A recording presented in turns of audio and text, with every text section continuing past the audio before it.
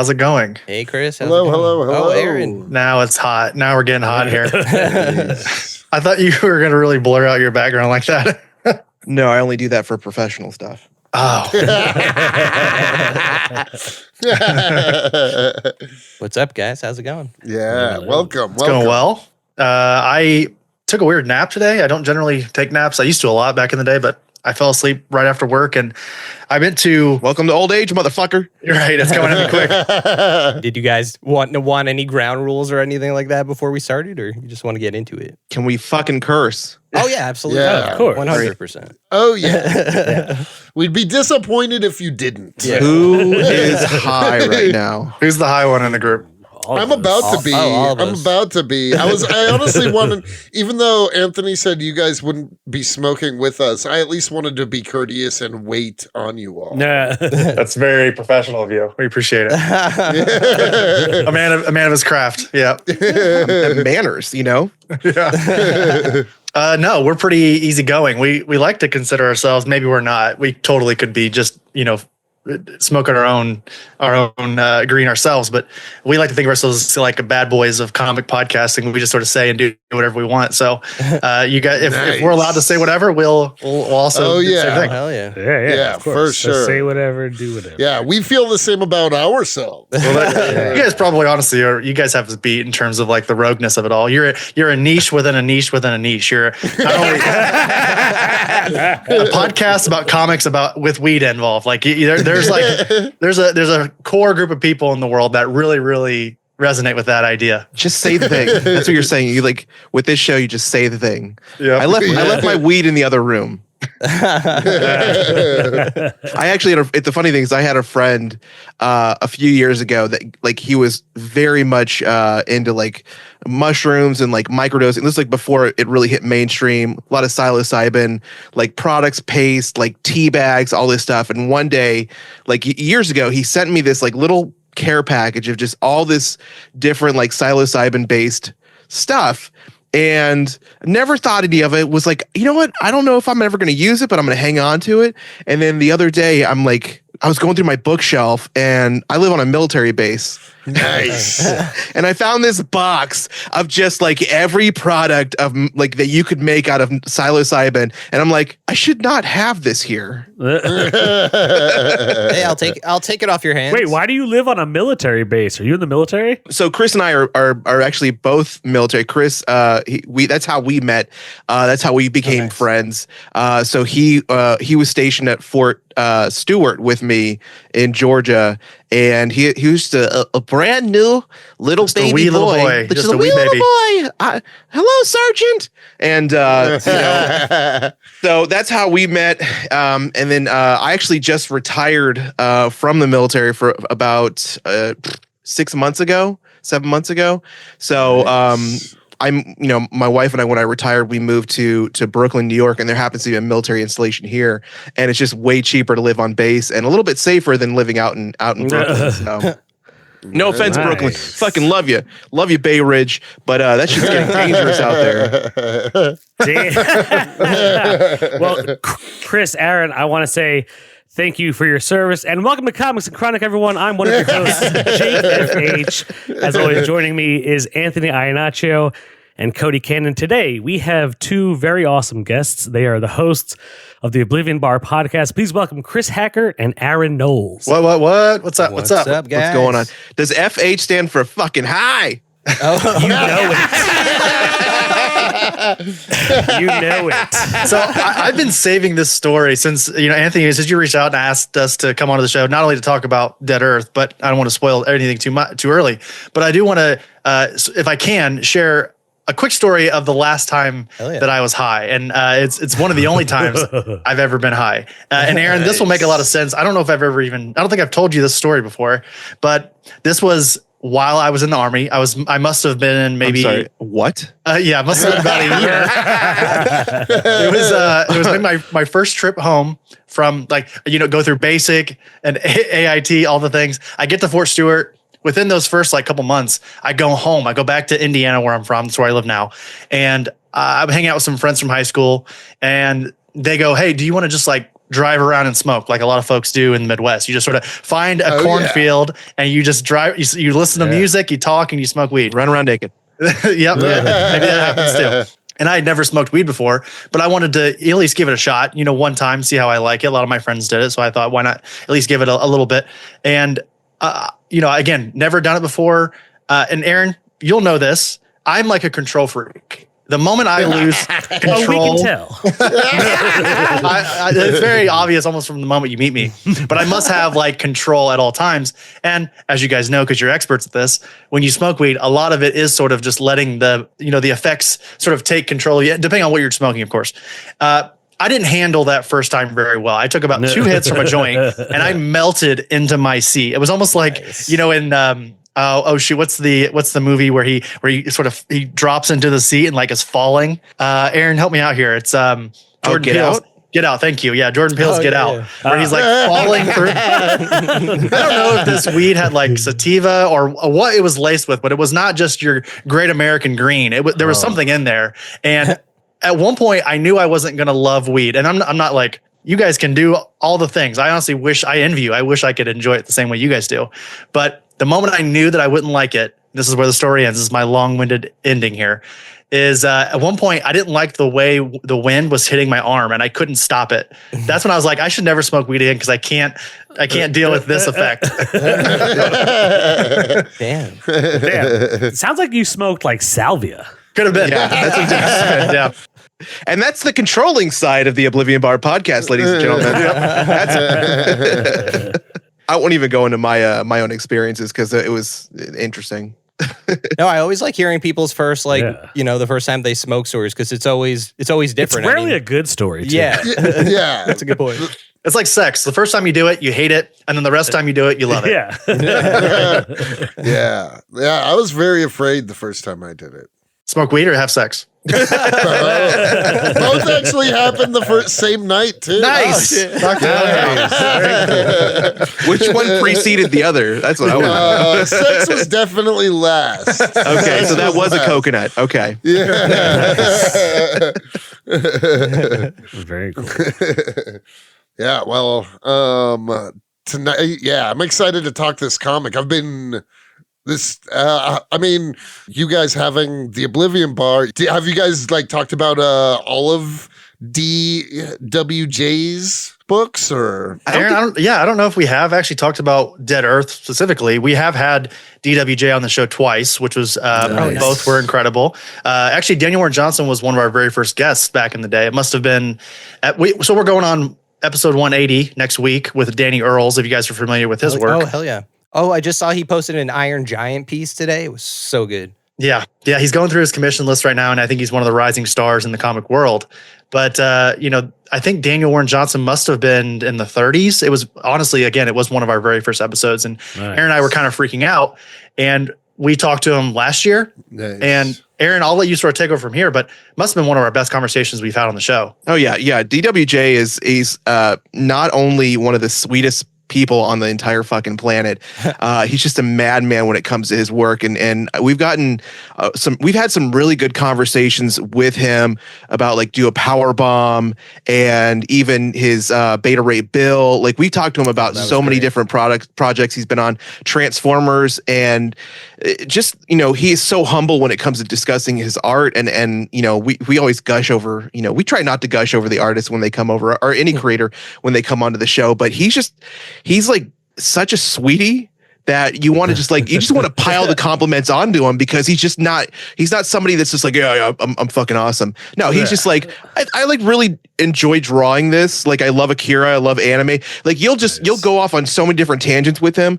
And what Chris said, we haven't really talked about this book in particular. We've addressed a lot of the stuff that he's done with him in conversation. We've addressed a lot of his inspirations, the animes, the trips to Japan, his journals that he's constantly posting about.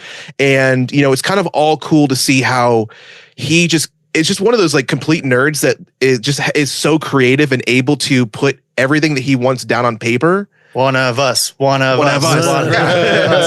he's just a madman, but he looks like a fucking Viking that'll tear you apart. Aaron and I, we actually had a chance to, was it it was 2 years ago at New York, right? Where we got to present him a original Transformers vinyl, a Stan Bush vinyl from that original night. Was it 1984 film and animated film? Oh, that's badass. Which is clearly, just such a huge inspiration for his Transformers run. Right. And, Aaron, we were talking about this maybe last week on the show about how Wonder Woman Dead Earth might have been the catalyst into not only getting Aaron into Daniel Warren Johnson's work, but getting into comics in general. I think for a couple months before he eventually picked up Dead Earth, I had been mentioning, I was like, there's this creator. He's done a couple things here and there that I think truly speaks to sort of your style, the things that you like, emotion with like this super kinetic sort of metal art. So check it out. Here's Wonder Woman Dead Earth. And actually, so to correct Chris, because I'm going to tell him that he's fucking wrong right now. But to correct that story, it's actually, this is the first book so the first time that my wife met Chris, we actually went into a comic shop in, I want to say it was St. Louis, Missouri. Yeah. And so I was visiting Chris, and I used to live there while I was in college and such. Yeah. So we were like, hey, let's go grab some dinner. But there was also this comic shop nearby. And so we took Chris, and I was like, Chris, sell her into comics, and well, not, for servitude, but, bring her into the comics industry. We'll sell 4 comics. Who wants it? Right here. Yeah. Give me some comics, woman. But he basically took her into the store and like kind of walked her around. And this is where, if you ever get a chance to go like to a convention, if you get a chance to hang out with Chris in person, like he will literally walk you around and like basically teach you what you didn't know you loved about the comic industry and the right stuff to read. And that's what he did, was he took my wife around the store and was like, you're going to love this. And he picked up and he gave her Wonder Woman Dead Earth. And it was really like the artwork, the cover, everything was the first thing that really brought my wife in. And little be known for me in the future, like Daniel Warren Johnson is honestly one of my favorite artists in the entire really industry, and continues to broaden my horizons every time he creates something new. But also, like, I see stuff that's very reminiscent of him. And I really, like, we were just talking about Danny Earls. Danny Earls he's very kinetic as well, almost in the same style as DWJ. So I'm really loving his stuff. And I met him because freaking Christian Ward introduced me, because we're friends with Christian Ward. So we're hanging out with him at New York Comic Con. He's like, have you met Danny? I'm like, no, he's some British guy. No. And so like we have this like 30-minute conversation just about art or whatever. Christian's British, but yeah. I didn't fucking know. They have accents, is what we're saying. Yeah. And Daniel Warren Johnson is one of those sort of universal creators in comics where you can sort of hand new readers or old readers even one of his works, and it will resonate with people in different ways. I loved Murder Falcon. That was like the first one I've read from him. Yeah, we did a Murder Falcon episode, and I was like, I knew that would be one that you guys, even though not knowing Daniel Warren Johnson's work, Jake and Cody loved it. Yeah, like it's one I love to recommend to anybody. Yeah, that was my first Daniel Warren Johnson. Oh, same. It was my first one, and it blew my socks off. It like, as like somebody who like I love live music, and like I'm very like involved in like the local music scene here, and like I just like love like it just like spoke. It really. I loved it. It was magical. That's with me, and like do a power bomb. Mm-hmm. I didn't know the love and the emotion. Like especially when it comes to like wrestling. Like I'll tell you, my first real foray into like a reading an entire like story arc was an LGBTQ like story from Black Mask Publishing, which was Alice in Leatherland by Lola Zanfordino, and that was my really first foray into reading like a full story. And then when like Do a Powerbomb came out, and I read that whole thing, even though I was like, I'm not really sure how I feel about wrestling, but issue 1, I was hooked, and I read every single issue like multiple times. And that's like the one thing that I will consistently recommend to people as like, if you like wrestling, if you like emotion, if you like connection, if you like just pure unfettered, like awesomeness that just like comes screaming out of the page like a fucking DDP in the middle of a wrestling ring, like it's like you got to redo a power bomb. And I love what, again, DWJ was what he's able to do in these books is so like just fucking amazing. Yeah, I want to build off really quickly about Murder Falcon and sort of go from there. But Murder Falcon, I reread it actually on the way to that New York Comic Con. I think it was 2024's New York Comic Con, 2023's New York Comic Con. And not to like trauma dump, I can literally just say this and we can move on because it's not important. But I went through colon cancer in 2024 and I read it post all of that, post finding out, post the surgery. New York Comic Con, actually San Diego Comic Con was the first con I had post all that. And then New York was where things were starting to normalize. And I loved it before. The first time I read it, of course, I loved it. The second time with that sort of, frame of reference, knowing all those things that happened in that book and sort of the main catalyst, no big spoilers. I will say that there's some cancer involved, but I just bought it. So just bought the hardcover. Yeah. And all of these books generally have these beautiful hardcovers that are so worth it for Daniel's work. But, that particular story spoke to me on a level that I had never felt before with his work. I want to go quickly on to Wonder Woman Dead Earth, though, to bring it full circle, is that I think it was around the release of Dead Earth, which was, I think, 2019, where I started to realize, and I mean this with respect, and I'd love to hear your guys' thoughts on this. You can challenge me if you'd like, that, and don't hear what I'm not saying. It's not a bad thing either. Daniel Warren Johnson is sort of a one-note pony. He does one thing really, really well.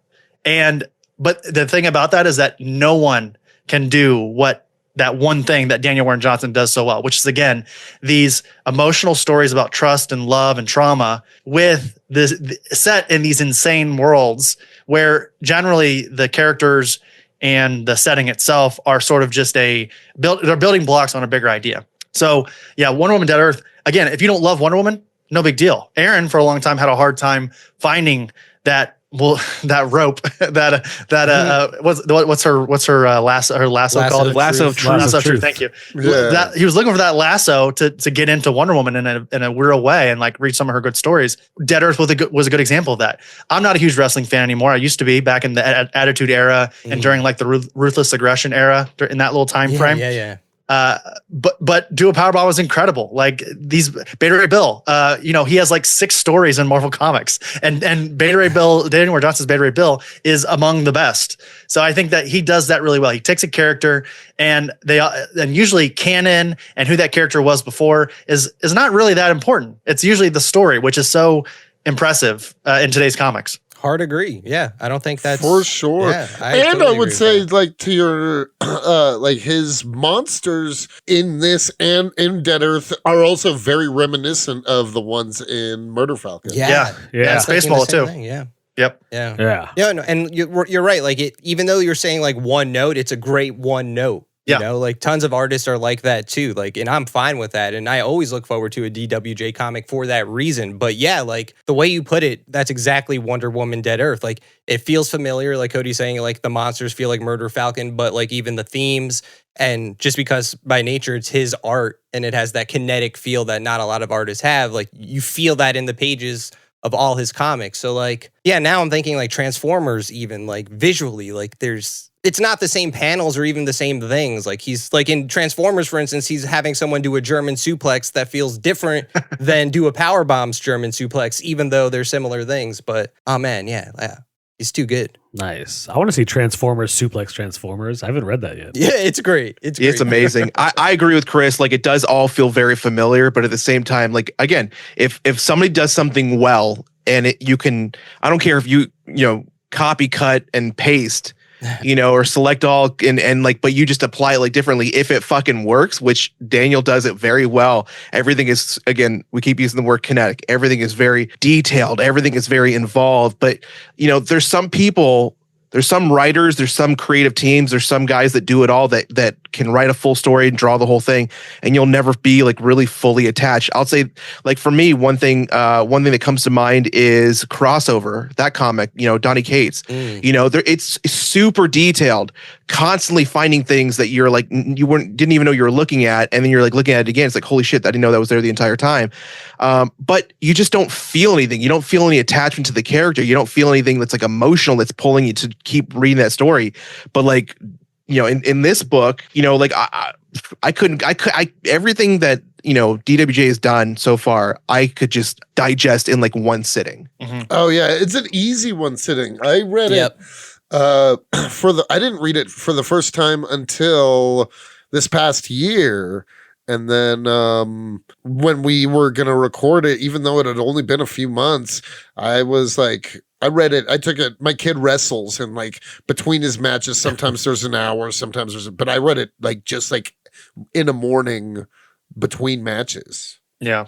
And I think it's a quick read, and it's like, but it's like thorough. You know what I mean? Sure. Yeah, and I think it's important to specify here, Aaron. I don't mean to paint with a broad brush and say that he is copy pasting. I stand by the stance that his stories have a similar structure. But what I think Daniel Warren Johnson does so well is that he will take. I'm gonna backpedal a little bit here. When I look for a comic, a lot of times I will search for parts of what Daniel Warren Johnson does in every single one of his books, i.e., I love a lot of action. So there are certain stories and certain writers that I know or certain artists even, that I know when I pick up their book, they're going to have incredible action. And then there's certain stories that I want to read that will touch me, on an emotional side, and make me reflect on like how I could better approach certain traumas within my own life. Because that's, you can't get over trauma. You just find new ways to adapt to it. And I think that's sort of a similar pillar in all of his stories, is that you sort of recognize the trauma and you figure out the folks around you. You figure out a group of people to help you sort of overstep some of those traumas. He does that in all of his stories. So it's like there are certain comics out there where I look for this, and this, and Daniel Warren Johnson sort of does all of that in one story. And that's sort of what I'm getting at here, is that like his version of comics gives me like 4 things that I really love in comics, No, I like that. No, he has a very solid brand and a very solid style. And while it might be one note or one anything, he plays that one trick the best. Yeah. Yeah, for sure. And you even made a good point about how like Wonder Woman, or the way, not specifically Wonder Woman, but as an example, Daniel Warren Johnson in his comics, he doesn't really care about canon, I guess. It's like he's fitting that structure of the story with the character. And in Dead Earth, I felt like it was taking the parts of Wonder Woman that I really like. Like, I haven't read a lot of Wonder Woman. I've read some Greg Rucka's Wonder Woman, a little bit of Brian Azzarello's, but we're planning to do the whole run soon to talk about it. It's great. But like my experience reading Wonder Woman, like one of the first comics I read with her is her snapping a dude's neck, Maxwell Lord. And I always thought that was so badass, but a lot of people will say it's out of character. But this Wonder Woman had that vibe, that DNA, and that's why I really liked her. So do you think this Wonder Woman was out of character? No, I'm not saying. No, but I know. But that's the question I wanted to ask everyone. Oh, okay. Is, because people give a lot of shit to Zack Snyder's Man of Steel when Superman snacks Zod's neck at the end. Wonder Woman, I'm just playing the devil's advocate. Wonder Woman in this comic uses Superman's spine and swings it around like a mace as a weapon. All right, Aaron, we found the Snyder Bro, Aaron. We found the Snyder Bro. Yeah. I have that page marked when she's just like, she's just like holding his skull and his spine wrapped around, the lasso. I'm just like, this is fucking metal. That's maybe the most gratuitous thing in this book. Honestly, when I reread that last night, I was like, that's an interesting creative choice. I didn't hate it. Obviously, it's interesting. Deadpool and Wolverine. It makes sense in this, this world that we're in. This sort of, you got to sort of use what you have in a way. But it did seem a little out of left field in terms of the context of the book. I guess since I'm already talking here, I'll answer the question as well. I'm not a big believer, Aaron will back me up on this. There are certain characteristics that I look for in a character that I have preferences for, but I don't believe in like a character wouldn't do this or a character would not act like this, because that it depends on who's writing it, right? Like somebody, this is like my favorite example of this, is someone in the 80s at a convention asked Stan Lee who would win in a fight between the Hulk and Wolverine. And he goes, well, who's writing it? And that sort of set the stage for like, continuity canon, that is so not important. Like tell a good story first, and then we'll talk. Then we can play around with canon and Easter eggs and such. So what Wonder Woman is in this story, I think what Daniel gets right is her heart. He even makes a point of it in the first issue of like making a point that Wonder Woman loves humans. That's the reason why she often leaves Themyscira and why she risks her life. In a similar way as like, I would say she's like Thor over in Marvel. Like she doesn't have to come to Earth or be among the humans and help them. She does it because she cares. And we're seeing that right now also with Absolute Wonder Woman in a very similar way. I think that's the core of what makes Diana so impressive and important in the DC universe, is that she doesn't have to do any of this. She does it because she wants to. And he gets that right, in my opinion. I have two statements. And the first one is, if Chris, and I don't know, you guys can let me know when I can bring up a continuity error in this fucking book that's been bothering me. Bring it up. I love it. Do it now. Bring it up. But I just want to say the first thing is just to answer the question, or to address the question. The one thing that I love about not being as really ingrained in the comic world, the comic like history of every character, and not really knowing every character's like really like in-depth history, is I don't care about like canon or character. The lore. I want a good story. Like, I look at every single Batman movie as being a different universe. If they're connected, they're connected. Batman Returns, obviously connected. Batman and Robin, different universe. Like there's Batman Begins, different universe. This Wonder Woman is from a different universe, so it's not going to be the same story. It's not going to be the same lore. It's like Wonder Woman, the Ultimate One, Absolute Wonder Woman, excuse me. Absolute Wonder Woman. It's a completely different version of Wonder Woman with a different upbringing, a different style. And sure. It's not going to bother me if she has different methods, if she has different fighting styles, or if she has different, ethics and values and morals, whatever. I read every new storyline, tabula rasa, clean slate, and I enjoy it for what it is. I'm not going to be one of those guys like, actually, that's my job. It just wouldn't. I wouldn't do that. So like, I really love, especially like again with. Well, I'll just bring up Transformers once again. We got a whole new clean slate. I'm a huge fan of Transformers going back to the beginning. I love fucking the Maximals. I love fucking Rodimus Prime. I love the fucking GoBots. I don't give a goddamn. But I'll tell you what. Like with what Daniel Warren Johnson has done and all those guys have done over with, the Energon universe, it's killing it. And it's an amazing story. So who gives a shit if it's canon or not? Now to address the continuity error that I see in one of the issues, I believe it's Hippolyta. I think if that's how you pronounce her name. She's talking about how she sent Amazons to the furthest reaches of time and space to retrieve the best food and wine that could ever be tasted, because that's where she got the blood for Diana in this story, was she basically drugged and drank and got everybody sleepy and tired and whatever. Mixed it with a clay. Yeah. If she has the ability to send people through time and fucking space, why didn't she just fix the Earth? Yeah. See, that's you don't have a story. Then you don't have a story at all. I'm just saying, man. David Mazzucchelli said it best. Don't take comics too seriously. The moment you do, they stop becoming interesting. I get it, but like, just they didn't need to comic put that logic, in there. Aaron. They didn't need to put that in there. Time and space. They didn't need to put that in. I'm just saying. That's all. End of question. End of argument. I love the book. It's grandeur. That's what Daniel was going for. He's going for grandiose. I like it because it's like Mad Max Fury Road meets Wonder Woman. Yes, very much so. Yeah. Yep. It's fucking hardcore. No, I like how it has its own lore, origin, and continuity in its own way. Like, it doesn't matter, like we're saying about any previous Wonder Woman, although it informs it really well. I love me a good one shot, Yeah. Yep. Although that's a question I had, like, would you guys want to see this continue going forward? Well, yeah, right. 100%. That's something I wanted to talk about as well. Thank you, Anthony. I would love for Daniel to just step away for a bit, not touch this for 10, 15 years. And then when he's got, maybe a year in his career where maybe things have slowed down a little bit for him, because he was on a heater there for a bit, right? He did Extremity. Then he did this. Then he did Beta Ray Bill. Then he did Do a Power Bomb. Then he did Transformers. So he went on like a 6-year, it was an incredible back to back couple years for him. So I think maybe in a couple years maybe after Transformers, things seem a little low for him, and he wants to sort of hitch his wagon to one IP whatever story, like he is kind of doing with Transformers. He said many times that Transformers is sort of like it's not his sandbox. He prefers to play with his own characters. This is his moneymaker. Transformers is how he pays the bills. The rest is for his creative, ventures and whatnot.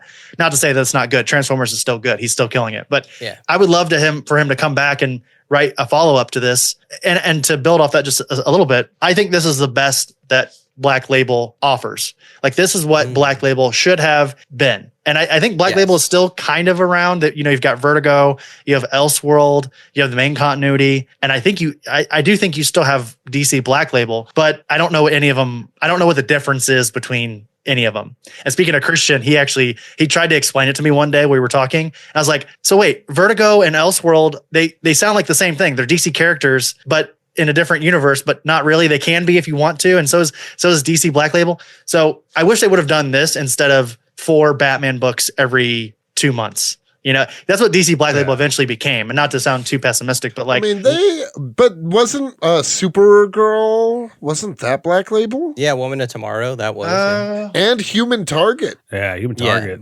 But I get what Chris is saying. Like nowadays, they'll even stick like a Black Label sticker on like older books, and they're just relabeled as Black Label now, as opposed to them making newer books. Like, those are great examples, but they stopped doing that. Watchmen has a Black Label book. Exactly. It makes So that's great. It's not the Dead Earth kind of stories that they're putting out anymore. But you're right. I don't know. The Human Target is probably my favorite Black Label book. It's hard to top that. Was Aquaman Andromeda Black Label? Yes. Yeah, that's what I thought. Okay. And then City of Madness, that was the most recent one from Christian Ward. That and was so really was good. Tom King's Mr. Miracle, right? That was Black Label? It's gotten a Black Label release, but it was originally just a story. Yeah. Which I think Supergirl was the same way. I think originally it was released as a normal book. I was about to say. And then they may have put I'm looking, this is the newest hardcover, and I don't see a Black Label thing on it. Because honestly, Black Label is not, if I had to guess, everyone, and this is just me, we're doing a think tank here. I think DC Black Label is self-contained story for a mature reader. Yeah, for sure. Vertigo is creator-owned books that could or could not take place in the DC universe in some capacity. Yeah. And then Elseworld is own universe book. Yeah. That makes sense? That makes perfect. Do we find it? I think that's the perfect way to label those. Okay, perfect. Good. Yeah. And then Distillery. and then there's other books. Yeah. But yeah, so Wonder Woman Dead Earth, again, it was to go back to what I was saying earlier. It is one of those stories that I sort of started to become aware of Daniel Warren Johnson's style, and I think this is the best version of it. I honestly, if I may, I'd love to ask you guys. I don't mean to like take control of the show notes here. Go off. You foreshadowed it in the beginning, so control. I want it. I need it. Welcome to my world. So, where do you guys put this in the pantheon of Daniel Warren Johnson stories? Do you is it a top 3 book? And if it is, where is it at, and what's it below or above? I've only read this and Murder Falcon, so those are the only top two. Yeah, I guess they would be top 2. Someone's got to be a runner-up. I think I liked Murder Falcon more than this, but I still liked Wonder Woman. Yeah. Sure. Okay. I agree too. I would put, and I'm only like 4 issues in, but I started on his Transformers, and I would say just guessing from like the first like 3 or 4 issues, Murder Falcon, Transformers, Wonder Woman. Okay. Anthony?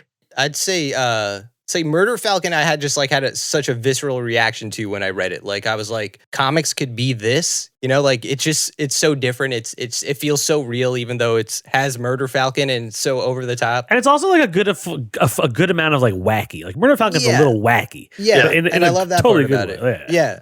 I mean, even Wonder Woman having Superman's skull and spine as a weapon is wacky. Too. It's just wacky. But yeah, Murder Falcon but then I'll put this second and then do a power bomb. And then I guess Transformers, just because I'm still in it. Like I'm only like 6 issues, so I have to give it time. But sure, this is a great one. But like it just like I love it as like a Wonder Woman story to read, to recommend, tell everyone to go out and buy, whether you're a fan or not. But like it didn't hit me like emotionally the same as Murder Falcon. Okay, so let me ask you guys this. I went on a little bit of a shopping spree when Midtown Comics actually had their like Black Friday, between Christmas sale, and I bought as much Daniel Warren Johnson. I bought the hardcover for Extremity. I bought the hardcover for Murder Falcon, a couple other things. But if I had to put those two against each other, which one should I read first, Extremity or Murder Falcon? Murder Falcon. Murder Falcon. Yeah. I haven't read Extremity yet. Extremity is really good. I have the big Kickstarter artist edition that he put out, which is incredible. It's a tome of just Daniel Warren Johnson. It's incredible. Nice. But and I love Extremity. But Murder Falcon, Aaron, I think Murder Falcon honestly is my favorite Daniel Warren Johnson book. So, and I guess it's already said it. Murder Falcon, Do a Powerbomb, Wonder Woman, Dead Earth, and then Beta Ray Bill is like it's like 3B. It's right. It's honestly I sort of view Beta Ray Bill and Wonder Woman, Dead Earth as like companion pieces for each other. They sort of tackle a very similar story, just with different characters in different universes with slightly different changes. It's that one note he's got. Yeah, he's He's just the master. It's like it's like trying to rank Paul W.S. Anderson. Jesus, yeah, Paul. I almost said Paul Thomas. I think I actually could rank Paul Thomas Anderson movies though, but they're all incredible. Is my point? Is like if you had to choose between The Master, Boogie Nights, and Licorice Pizza, it's like those are all incredible movies. I'm putting Licorice Pizza below all those. Okay, fair. Dude, I actually really liked Licorice Pizza. Yeah, so did I. That's what I'm saying. It's like they're all good. It's just temperature may vary on what you prefer. So, Aaron, I'm sorry, I took over there. What was your ranking of the ones you've read? Good. I'm just gonna. So you know me, man. Do a Powerbomb is always going to be like number one. Like I love what he's doing with Transformers. I fucking love it. But right now, it's like it's not at number one simply because I just can't like binge it all. So it's not his fault. It's more like my fault, more the industry's fault. So I'd say like it's like Do a Powerbomb. And then Transformers, because I mean, again, I understand what he's saying when he loves his sandbox, he loves his creator own stuff. And for me, it's like I loved Do a Powerbomb so much that I am actually waiting to buy. Like I'm waiting for a hardcover to come out in some way, shape, or form. He's gonna get one. and that's what I'm waiting for. And the other thing is like the merchandise for it. Like you can't find merchandise for it on his website because whenever it pops up, it automatically like sells out. And that's as crazy as that's how much people love it. But also I feel like it's crazy to see how much people love it, but it's like not talked about as highly or as much as it should be. I think that's him, and that's kind of him in general. Like I feel like as amazing and as talented as he is not held. I mean, he's won a shit ton of awards, but he's not like talked about like as much as like other people are, Yeah, it's interesting. I think I remember this very vividly leading up to, I want to say Do a Powerbomb. I think Do a Powerbomb is where his stardom or his stock like fully rose to the point where like mainstream comic readers. Yeah, he's like a star now. Yeah. But I remember Ghost Fleet. I remember the ash cans he put out with like Marduk and old man Luke Skywalker and Extremity even. Like I remember when those books came out and be like, damn, this is like he's making boy comics for me. I love this shit. This is this is what I want in comics, right? And then like to see him fully ascend. I watched him win his Eisner last year for Transformers. Like I've gone full circle with Daniel and his work. Shameless brag here, if I may. Weird time to bring it up, but I have a future Trunks commission from him that I got at New York Comic Con in 2021. Oh my God. Guys, I got this for $150. Okay. This is pre Wonder Woman hold on. No, this is like right after Wonder Woman Dead Earth. So he hasn't fully like shot through the ceiling. So DWJ Future Trunks. Holy shit. That's so cool. I love Trunks, one of my favorite Dragon Ball characters. Yeah, he's my favorite DBZ character. Same. And that's actually, so what had happened was at that New York Comic Con when I ran into Artist Alley to get on his commission list through Felix Comic Art, he was sitting there. He was like sort of disheveled. He looked like he'd gone out the night before. But I was like, hey, Daniel, great to meet you. I'd love to get on your commission list. He goes, cool. What would you like? And I remember thinking, I wasn't prepared for this answer. I didn't think I was going to get it. I don't know what to ask him for. Like, what should I ask him for?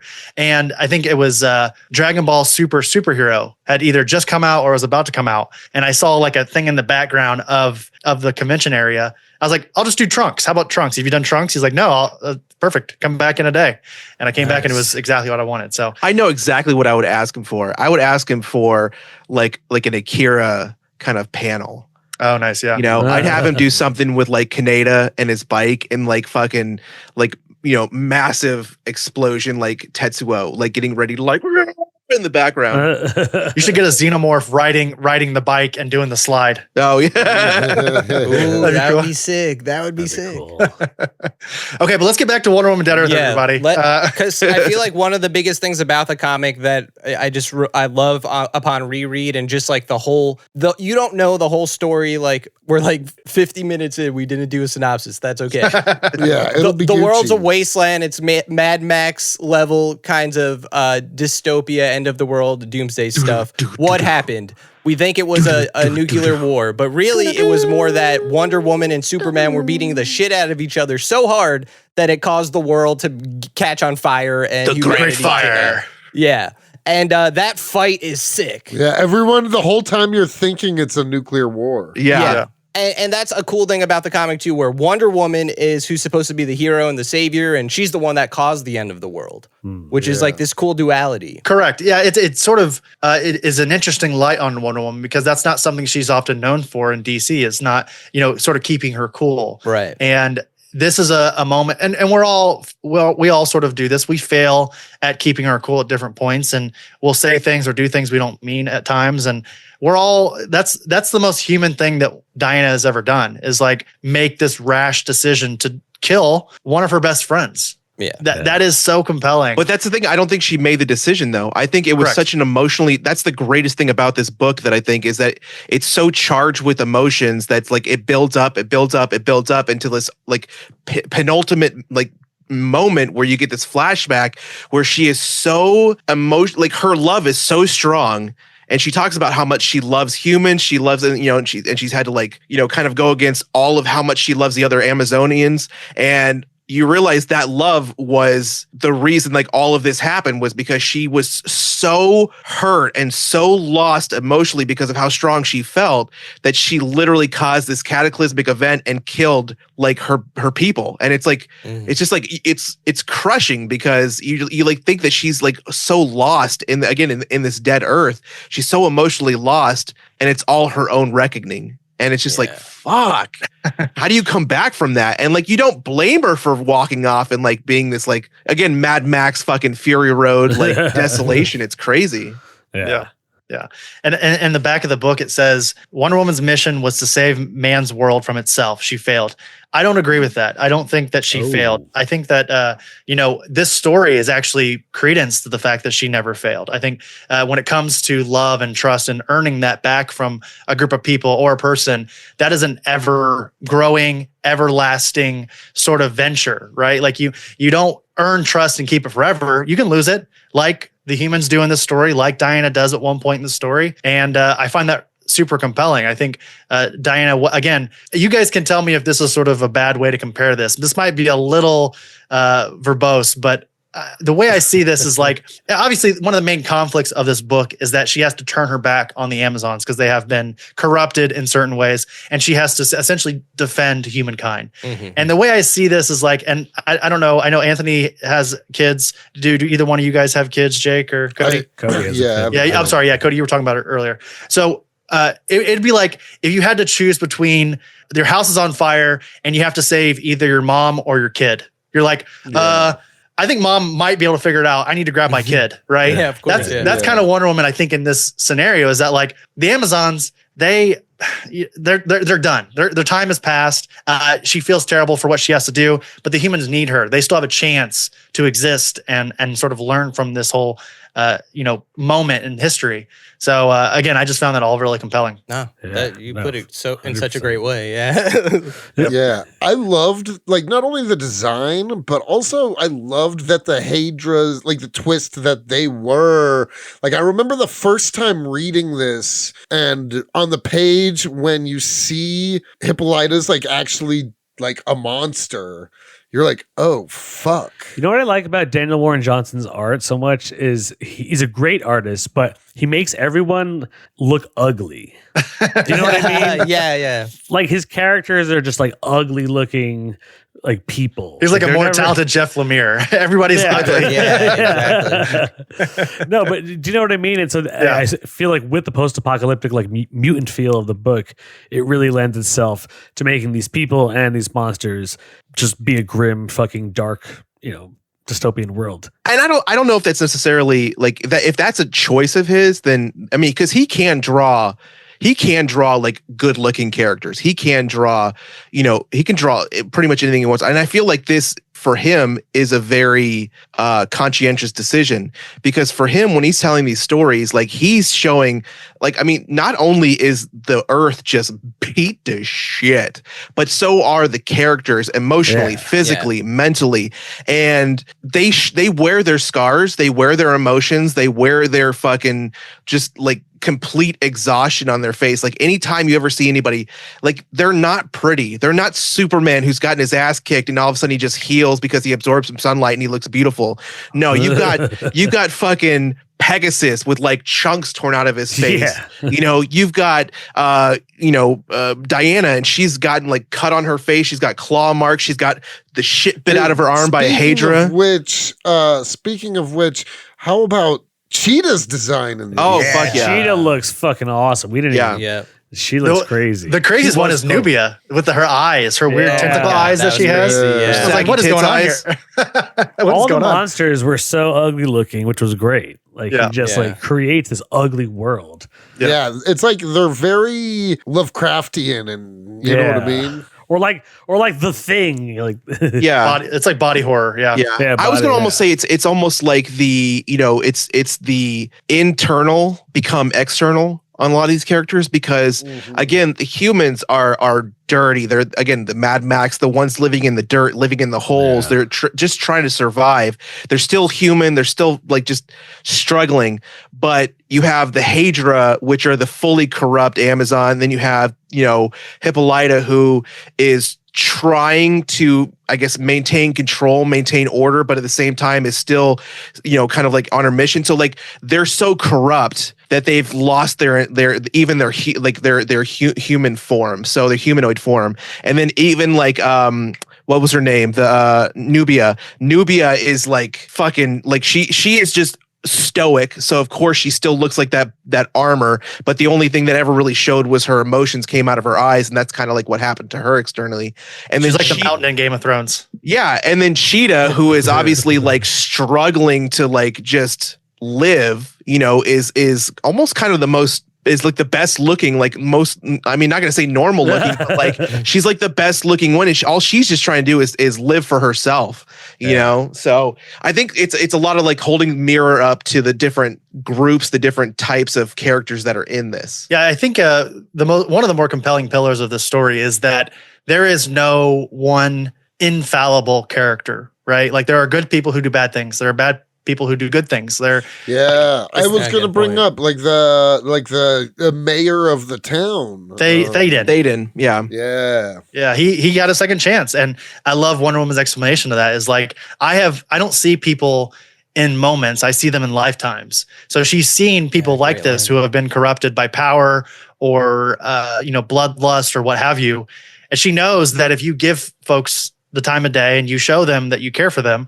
you can sometimes get through to them. And she does in that moment. He ends up being a crucial part of the story. And I think maybe my biggest gripe possibly is the character of D in this story, where he is often, or sorry, it's a she. I didn't notice it was a she until the very end of the book, but D is sort of holding, I think, you guys can tell me if I'm wrong here. I think she is sort of holding Diana up on a pillar, too high of a pillar, if you ask me. Like, she's not trying to level with Diana and her position in this new world in any way. She only sees that Diana turned her back on humankind. But if you put in the context of what humans did to Themyscira, like, you have to understand that in some capacity. Right? Am I wrong here for thinking that? I mean, I don't know. I feel like this woman lives in such a shit world that if I saw one of the greatest Justice Leaguers of all time come back and be like, holy shit, you're Wonder Woman. I think this is a post-apocalyptic world. Like, yeah, I think I might be that fucking placing you on a pedestal. If only through like my own trauma, but like not like, I don't know. Like, yeah. I think it's an acceptable kind of stance from at least one character in the book. Somebody in this group of humans that are fighting to survive would have to like, again, think back to, we're going to say like Sandra Bullock's character in Demolition Man. You know, she meets Sylvester Stallone's character and she's like, you're this badass from back in the day. We're bringing you in, and you know, why aren't you this amazing person, this amazing hero? No, you're just kind of a fucking asshole. You know, like that's what she's feeling about Wonder Woman. She's like, you're supposed to be here. Like you're supposed to like do what you do as a fucking, you know, Justice Leaguer, like save us. Like, why can't you save us? Like, why are you a weak ass bitch? Well, literally, she has the bracelets that are powering her down. She doesn't have her full power until the end of the story. That's her own decision, or it seems that way. Well, no, she didn't have in the past. That's in the past. Okay. Yeah, she doesn't have bracelets, so she can't understand why she's so weakened. Right, come to find out that was like that isotope was in that box that was given to the robot at the Fortress of Solitude. Right. The Superman, which I thought was a really interesting story. I thought that was an interesting kind of like dynamic to the story. Was at the end of it, the decision fell to the one person who, at that current moment, was almost the most disappointed by what their hero turned out to be. Yeah, good point. You know, and so despite the reality of what she was like, you know, despite the reality of this, you know, person in front of this goddess, you know, she had to make a decision like, do I entrust this person with enough power to literally destroy us all over again to save us, or do I take the chance of us just getting fucked? You know, it's like it's such a crazy, like, I think it really culminated the story in an interesting moment where, again, the person that put her up on the pedestal had the most to lose from meeting their hero, but ultimately still had to make the decision of that moment. Yeah, what does that decision mean? Like, you know, Dee at that point was, again, as you said, very perplexed with Diana and sort of her decisions that she'd made thus far. But what does that mean for us? Like, what is Daniel trying to say in that decision? Is he trying to say that maybe we should put our blind trust in those that we? I don't know. That's the one thing that I'm trying to figure out. Like, do we put our trust in people again if they've hurt us? I guess is a good maybe analysis of it. It's Wonder Woman leads by example, right? So like the example we just gave of Theoden, where what's his name? Is it Theoden? I'm thinking of Theoden. I'm thinking of Lord of the Rings. But you know, she gives him another chance. And like right before that, Dee is having a conversation with Wonder Woman, and she's talking about how even though you betrayed me, I still love you, Dee. Even though, you know, people could be so horrible, I'll still trust you guys and I'll still give you another chance. And Dee says the line, "That's inhuman." And Wonder Woman goes, "Exactly." And I feel like that kind of informs Dee later on as well. You know what I mean? Like she realizes, like, yes, like you're saying, she's putting her on a pedestal, but she's something else that they don't have. Like they're all human, and that's kind of why they're in this situation too, where Wonder Woman destroyed society, but the society that's left isn't doing a great job either. True, so. It never built itself back up after all these years. Right. Yeah. So I feel like I agree. I don't know what they're trying to say at the end, but I could see why Dee had a little bit more faith to like give Wonder Woman one more shot. Anthony, I think that's a good explanation for it too. Yeah. Also, I feel like in the comic at some point, it definitely, if it doesn't say it in this exact words, it's obviously a theme, is that like when humanity is left to their own devices, will they, you know, break it for them, ruin things for themselves, kind of like they did by bombing Themyscira in the beginning to begin with. Right. And also they're mentioning in the story that the humans have fucked up Earth with climate change really badly. Like that's like baked into the story too. So like they have fucked up. Like Themyscira isn't wrong, you know? Well, I kind of wanted to put my thoughts out there as far as like what I think that DWJ and what they're trying to say about this particular, you know, like ending of the story is about. Like, I think that not everybody is the sum of an individual decision. For sure. You know, they're not the sum of an individual moment. You kind of have to take everybody. And that's, again, just like what, you know, Diana said about Dee and said about Theoden. Like, you know, I judge people on a lifetime. I think that was a moment for Dee to, maybe she was processing that at the end of it. This was a moment for all of the humans really to say, we can't judge this one person for having lost control in a moment that was really, unfortunately, just like super emotional. Because you can't fault somebody for having strong emotions. And I think that that's something that we as humans, we as society do in general, is when people get emotional, when people get upset, we automatically kind of look down on them. We think that there's something wrong, where emotions aren't bad. They're not a weakness. They're a strength. And that's what Diana has learned throughout her entire life, especially during this really hard moment. Her emotions are what makes her stronger than the other Amazonians. Her love makes her stronger than any other superheroes. And that love and that those emotions are something to be really, like, you know, kept and cultivated and kind of like, you know, cherished. And I think that that's something that he's trying to kind of imply in this story, is that we need to be okay to allow people to make mistakes based on their emotions, you know, and we need to be okay with ourselves and the mistakes that we've made, because we may have been emotional in a moment and betrayed somebody, but it's never too late to kind of come back and let them redeem themselves and also redeem ourselves. Damn, I like that a lot. Nice. Yeah, that was perfectly put. Yeah. I also love the panel with Steve Trevor, where she's talking about all of this. She's talking about how humans are we are sort of quick to attack. Like when we're scared, we immediately go into like attack mode. And it shows Steve Trevor scared. And the next panel is him with his hand on his pistol. And it's sort of emulating that moment when Diana first met Steve Trevor, when he crash landed on Themyscira randomly. Mm-hmm. So I found that really interesting, because when you think of like the moment of Steve Trevor and Diana meeting, it's usually painted in this light of like they love each other immediately. But in that moment, it was more so that Steve Trevor was like, he was scared. Like he was ready to attack Diane when he first landed on Themyscira. So I found that was a nice, because he doesn't ever make a point to like say anything about it. He just sort of shows it in his paneling, which is again part of the genius of Daniel Warren Johnson and his artwork. Also, another good example of the twist on all the lore. Like the first meeting, like you just said, you would just expect they're just falling in love. It's a completely different, more nuanced take on that. No, like you're saying, no dialogue either in that moment. Yeah. Yep. Yeah. This book is great. I think where we've hit is the Joe Pesci nexus. I don't know if you guys know about this. If you've heard about this, the vague whispers about it on this podcast. So whenever we talk about something, we give it a rating from 1 to 6 Joe Pesci, 6 being the highest possible rating you could give a comic or a movie. Yeah. And primetime Pesci, you got to think about it. Are we talking 2 Utes? Exactly. There we go. Posit trans. Yeah. I'm a funny guy. What do you mean? There you go. We're in the nexus. Yeah, that's all right. Yeah. 1 to 6. All right. So who wants to start us off? Cody, why don't you go? Yeah, Cody, you go first. Yeah, I'll go first. For me, it's an easy money. I've not read much Wonder Woman at all. And for this, easy money 6. Perfect score. Perfect 6 out of 6. It is a perfect 6. Yeah. Nice. Perfect 6. That's a sexy 6 right there.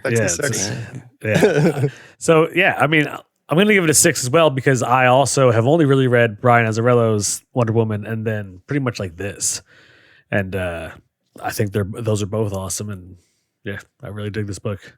Yeah. Have you guys been keeping up with the Absolute Wonder Woman? Oh, yeah. No. Oh, yeah. Yeah. Nice. Aaron loves it. I really like it. It's nice. Definitely, I guess I'd love to give my rating now if I can, because I feel like I've read quite a bit of Wonder Woman. I've read the George Perez stuff. I've read the Brian Azzarello stuff. I've read the Greg Rucka. I really, really love the Tom King, Daniel Sampier stuff that's going on right now. I think, honestly, if you guys like this, go check that out. It's sort of like a little bit of a similar feel in terms of like, we've had Tom on the show as well. And Tom said this about Wonder Woman. He said that what we want to do with this run is basically just highlight what's good about Wonder Woman, which is that she's badass. Like, it's as simple as that. We don't have to make this too complicated.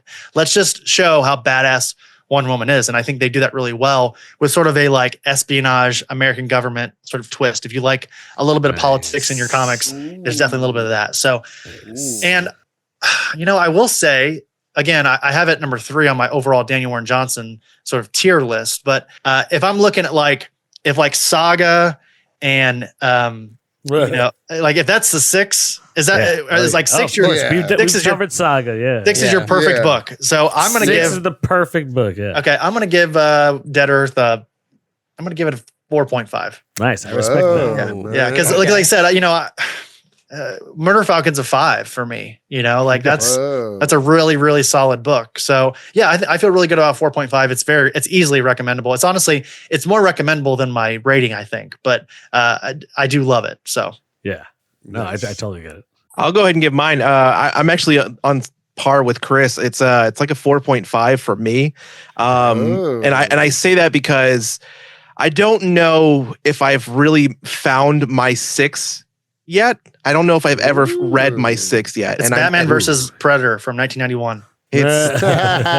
Whoa, wait! You said you haven't read your 6 yet. I don't. You've never read the perfect comic book. I don't know a story that you love so much that you could be like, "This is my quintessential comic book." Yeah, I don't. I can't say. I read them all the time. Yeah, I can't say that I have. I feel like especially like compared to other mediums, like compared to like film or music or something. I mean, maybe an album, but anyway, what I'm saying is comic books. I feel like almost more regularly, I'm like, oh, this deserves a 6 than I do other mediums. Yeah, I've definitely read some really like really good stories. I've absolutely read, like, Spectrograph, was an amazing book. The entire arc was phenomenal, and it kept me on the edge of my seat in an emotional way I've never seen. Again, one of my first full storylines was a book called Alice in Leatherland, which I absolutely adored because of, I never really had read, I mean, not even have really read it like a storyline straight through, but especially an LGBTQ one that I felt just was so endearing and so beautifully done. And I would probably give that one like a 5. This one, I loved it. I really do love this book, and I love Daniel Warren Johnson. Just this story for me is not necessarily like a perfect story. It's definitely a great foray into Black Label. It's a great foray into like an Elseworld story of a character that I'm not fully invested to. So there's a lot of great things about this book. Just for me, it's not necessarily a perfect comic. I gotcha. I just want quick sidebar. I love Aaron's obsession with Alice in Leatherland because comics is like the gayest medium in existence. There's so much LGBTQ stuff out there. And I think Alice in Leatherland just had the fortune of being one of Aaron's first comics. So he puts this book on this pedestal. And no offense, I'm sure it's a great story, but like there are so many great gay comics out there. We just need to get you in front of them. No. I only bring that one up because it really was the first like full storyline that I read. And like the other one was, I was going to say is, Mirka and Dolfo, like really quickly after that one, I read all of Unnatural by Mirka and Dolfo, which is, if you've never read that one, is fucking phenomenal as well. And I would still not even give that one a 6, and it's like, Chris, you know how much I love Mirka. I love everything that she does because her writing is great. Her characters are sexy. Like her art is spicy. Like everything is great. But I think that for me, and it just like on the Oblivion Bar, I don't think I've ever given a perfect rating to a movie or a show or even a video game. You're one of those guys. Okay. Well, you know what? I like it. I'm a big fan of it. I've given 2 perfect scores for Top Gun Maverick and X-Men 97. But outside of that, we have over 180 episodes, and we've only given out 2 5 stars ever. Wow. There's nothing better than Top Gun Maverick. I think we should put our whatever the top of the mountain is. We should hold that in high regard. That should be like an ever chasing, peak. So to give, Aaron, what's a movie we've liked recently? Wicked. If we gave Wicked a 5 out of 5, I just don't, because I didn't feel that strongly for it like I did with Top Gun Maverick and X-Men 97. The Joe Pesci scale is not an easy scale to use. It comes at a great cost to one's soul and mind. I've read the entirety of Akira, and I wouldn't even give that a 6. That's probably a 5. A 6. Wow. Yeah, that's probably a 6. I think I would give that maybe like a 5.5, maybe, but again, that's me. I feel like when I read the perfect book, when I read the perfect comic, I will absolutely know it. And Tony, you'll be the first person I'll let you know, and you can let the other guys know. Only because, and I only say that because I actually text Tony every once in a while when I want him to stop being a family guy and come watch a fucking movie with me. Well, speaking of Tony, what's your rating out of 6? Well, before I give my rating, I just want to say the first time we gave a 6 was for the movie, not the 90s version, the new version of Mortal Kombat. The 2021. Come on, guys. What are you doing? Like it was fine. We covered it on the show too, but it's not a perfect movie. You give sixes out like you're jerking off. Just everywhere. For sure. It was a pandemic, we were just feeling we were it. traumatized from the pandemic. Yeah. Yeah, we were just looking for every morsel of joy we could get. You guys like Craven the Hunter, 6 out of 6. No, whoa. We're not That's insulting monsters. to Joe Pesci himself. How dare you insult Joe Pesci on yeah. the I show? actually like that movie a lot. We didn't hate it. I did. Oh, okay. Man. It wasn't- It's That's worth the checking first out. time. It wasn't as bad as Madam Web, that's for sure.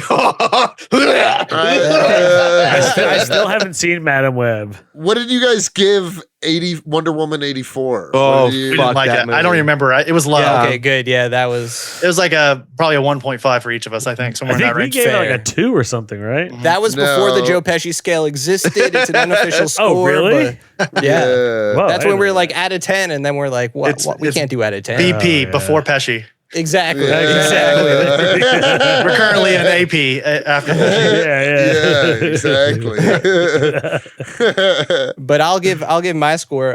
I really liked it. I mean, I was recommending this. I wanted to do this like when we started the podcast a few years ago. This was like a 2020 book, so it's been out a little while, but I love it. I think it's one of my favorite Wonder Woman comics. Even though it might not be the same as the other ones, it's just a great story to pick up and read, to recommend to people who don't really read comics. Like you guys said, that's a great suggestion to give someone that's not really familiar with the character or comics in general. Just DWJ is so unique. Those 2-page spreads, they're just fun to look at no matter who the fuck you are, I think. Yeah. Like they're just Also, that as an good. introduction just to Daniel Warren Johnson's work Yeah. for me. Yes. It was the second thing I read, and I still loved it. I was like, this Great is awesome. point. I want to Great keep point. reading Daniel Warren Johnson. So he's that good. So, I mean, I have to give it a 6. Like, I just liked it that much. Number of the beast over here, 666. Yeah. What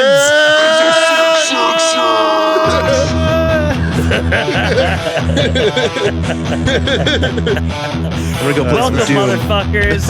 Look, Aaron, The Danger Show, motherfuckers. well, Aaron and Chris, there's something you don't know. It's Okay. that if all of us give something a 6, it summons the devil himself. Unfortunately, it possesses our friend Anthony's body. Oh, Yeah. Not too bad. There he is. Satan, welcome back. Yeah. Hey, you have some friends here today. Who are you guys? Guys, do you have any questions for Satan while you got the chance? Yeah, it'll only be Yes, a little bit. I have a big one really quick. Why the fuck is the world the way it is right now? What did we do? Like, why did you do this to us? It's Satan. not my fault. You guys did this shit. I don't rule the earth. Am I the king of earth? No, I'm the king of hell. Next question. Kind of like Daniel Warren Johnson. I have like 6 to 8 people that I want you to take care of. We'll talk offline if you don't mind. We'll talk.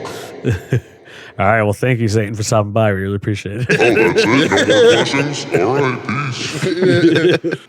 I that have a feels question weird. just for Chris and Tony. I want to address the elephant in the rooms. Who's got more trade paperbacks? Ooh. Oh, it's a good question. I have about 1,500 books behind me and to my side here. Oh, I have about 1,600. Oh, No, I don't- what about 1,501? First, bitch.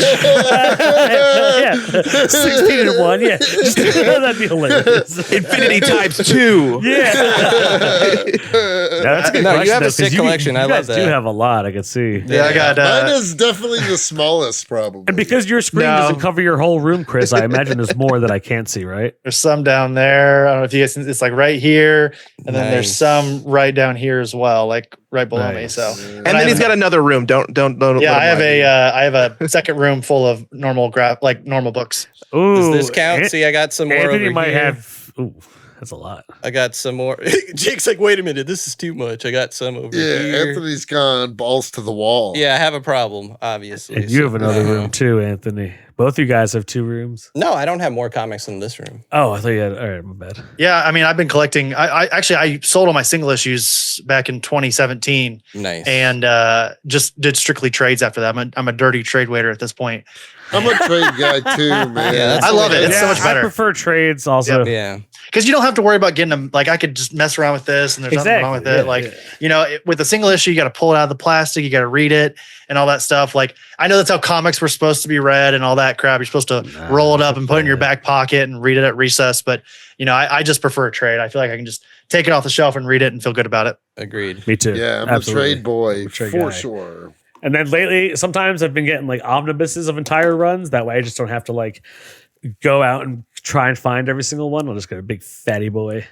I got a couple Read down it. here. I just picked this one up. I don't know if you guys are familiar with this book here, but I have the DC Yes. style guide. I just got it too. You see it down there? Wait, no. Every time he motions like down, I'm just waiting for him to pull his dick out. Anthony and I are the only two stylish people on this call right now. Ooh, Oh, that's true. shots That's fired. Okay, real quick before we close out, because I feel like we're getting near the end of the story, or Yeah, the end of the yeah. episode. I want to quickly point out this is not from Wonder Woman: Dead Earth, but this is just an iconic Wonder Woman panel that I really love. Are you guys familiar with Darwin Cook's The New Frontier? Yes, absolutely. Yes. Okay. Yes. Darwin Cook is my favorite artist of all time. My favorite writer is Brian K. Vaughan. My favorite artist. Dude, And I'm a big BKV guy myself. shameless brag, we had him on the show during the summer. It was Yeah. amazing. Anthony so informed cool. me how was it was Yeah, awesome. how was that? Was it awesome? Oh. I don't want to be too hyperbolic, but it was euphoric. Bruce had a raging hard on the I was. entire interview. You guys, you can't see down here for a reason. No, it was incredible. Cool as fuck. He was so cool. Yeah, he was the best. Nice. Honestly, he was. I've told Aaron this before that we have like a list of like 5 to 7 people that we just. It's like bucket list. Chris Evans, James Gunn, Jim Lee, Brian K. Vaughan was on that list, and to get him on the show and for it to go as well as it did was it was truly like a benchmark in the show's history, and I still love that conversation to this day. If you guys haven't had a chance to check it out, I highly recommend it because he doesn't do a ton of interviews. I was lucky enough to know someone that had his actual like email and phone number and such. So that was nice. But point being is that in the New Frontier, there's this panel where Wonder Woman is off in she's in some some country, and Superman is working for the government essentially, and he has to go like find Wonder Woman and bring her back to the United States. And at one point, there's this panel by Darwin Cook that is so genius where they're having like a heated argument, and you don't really see Wonder Woman and Superman next to each other at any point until the final panel of that sort of clash. And Wonder Woman is like looking down at Clark. She is so tall, and it's such a great representation of Diana and sort of her presence in the Trinity. Is that if you think about it, Superman, although maybe the strongest, is the shortest of those three. It goes Wonder Woman, then Bruce, and then Clark. So it's just funny to see that sort of dynamic and how Wonder Woman, they always say is like, I think it's like Superman is the strongest, Batman is the smartest, and Wonder Woman is the best fighter. Like she could go toe to toe with anybody in the DC universe. And that panel, I think, sort of highlights that really well. Oh yeah. Nice. I love Darwin Cook. I love his fucking what's that noir thing I Parker? suggested you Oh, buy? Parker, Yeah, Parker. God. Dude, I have a huge martini edition of Parker. Nice. Like a coffee table martini edition, and it's fucking awesome. That whole book is cool as shit. I just remembered and I talk about this later, but I just remembered I have a story that I would give a 6 to. Oh. Okay. What you got? And that's the 10-issue run of Superman Lost. I was going to ask you about that fuck earlier. Yeah, that was great. That was great. Yeah. I read that Nice. a couple months ago. Yeah. Yeah, and that's because it and mostly because it resonated with me on like such like an emotional level. And again, Chris will know this. Like I'm much like Wonder Woman, even less I would read things about Superman. I'm just not a huge Superman. I can't really get along with people. It's like if I see people with like Superman tattoos, I think they're douchebags. But it's like I just not a huge like I can't get into like Superman stories really well. But I decided to give Superman Lost a chance because I read the first issue. I'm like, holy shit! But the simple fact that it was a story that had Superman dealing with like real post-traumatic stress like symptoms. Yeah. And as somebody who like deals with that from, having several incidences overseas during my service, like to see that approached from a godlike being where a human comes into a room and like literally is consoling this person who is in the like the fetal position dealing with PTSD trauma, like something like that, to be able to access and to approach a character like Superman was so changing and so like just amazing that it was like that is how a comic should be written. That is how a story should be approached. It should be, again, that's a huge swing. And as I told Chris before, we talk about it all the time on the Oblivion Bar, comics are meant to make like swings, and even though they're unbelievable, some of them are just they hit in a relatable way that you cannot avoid, and they'll stick with you. And that one for me stuck with me and still sticks with me to remember that panel. It was amazing. Like there's just a scene where Lois Lane comes home and she walks into her bedroom and it's Clark Kent, who has just recently gotten back from this fucking trip, and he's just laying there and she's like, Clark, breathe. There is oxygen. You are safe. And to know what that feels like is just like shattering. Yeah. Nice. And that's legit one of the best Superman comics I've ever read. Yeah. So, yeah. I'm looking forward check to it it out. now. You guys have sold me. We do that. Well, thank you guys so much for coming on. We really Yeah, seriously. This Yeah, was I a blast. appreciate it. This was awesome. Fun having you guys. Thank you guys. We appreciate you. Yeah, man, this is inviting us on. awesome. It was a lot of fun. We enjoyed it. We'll Hell come yeah. back anytime you guys want. Daniel Warren Johnson book or not, we'll definitely we'll be back whenever you send the call. So Oh, absolutely. Hell Send yeah. the Ravens. You'll know. Yeah. send the Joe Pesci's. Yeah, exactly. Guy! What are you talking about? Fucking These fucking pricks back over here. yeah. If you get an email from us that says that, you know it's not a bad thing. It's actually us inviting you back on. So Chris, did you get this fucking email from this fucking guy? well, yeah, Chris, Aaron, thank you so much again. Go check out the Oblivion Bar podcast. For It's sure. good shit. Yep. Anywhere Yeah. you listen to your podcast, you'll find it. New episodes every Monday. We'll be talking to, again, Danny Earls for episode 180. We're going to be talking about Captain America Brave New World for 181. Nice. Then we're going to be talking to, hold on, let me pull up my list here. Here's some of our upcoming episodes. We've got Danny Earls on the show. Then we have Christopher Cantwell and Tyler Crook on the show to talk about their new Oni Press book, Out of Alcatraz, which I've already read and is incredible. Already my upcoming favorite comic of 2025. We've got, we're going to be talking about The Monkey, the new Oz Perkins horror movie that's coming out. Oh, February. I'm looking forward to that, honestly. Yeah. Oh, quick fire. Did you guys like Long Legs? Yeah, I really liked it. Yeah. Nice. I haven't I watched like 30 minutes of it and I got bored. We have a segment on the show called Midnight Rewind where we talk about anime, and we'll be covering because it is the we will be covering Akira, and there's a anniversary, right, Aaron? This year. Yeah. What's the anniversary? Do you remember? Well, it's like the fuck.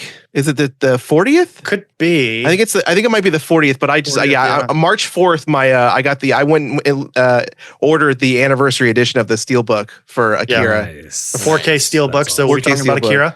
And then we'll be talking to Matt Fraction and Michael Allred about their new upcoming Minor Very Threats cool. book coming out in March. So a lot of that's cool stuff fucking on the awesome. horizon. Yeah. Very cool. Hell Oh, yeah, yeah. looking That's forward to awesome, that. That's man. cool. Just do a little name dropping really quick before we head out of here. No, Thank you guys. For sure. Yeah. Feel free to plug. Oh, feel free to Yeah, plug. I wrote a absolutely. book. Go to Hell Amazon, yeah. check it out.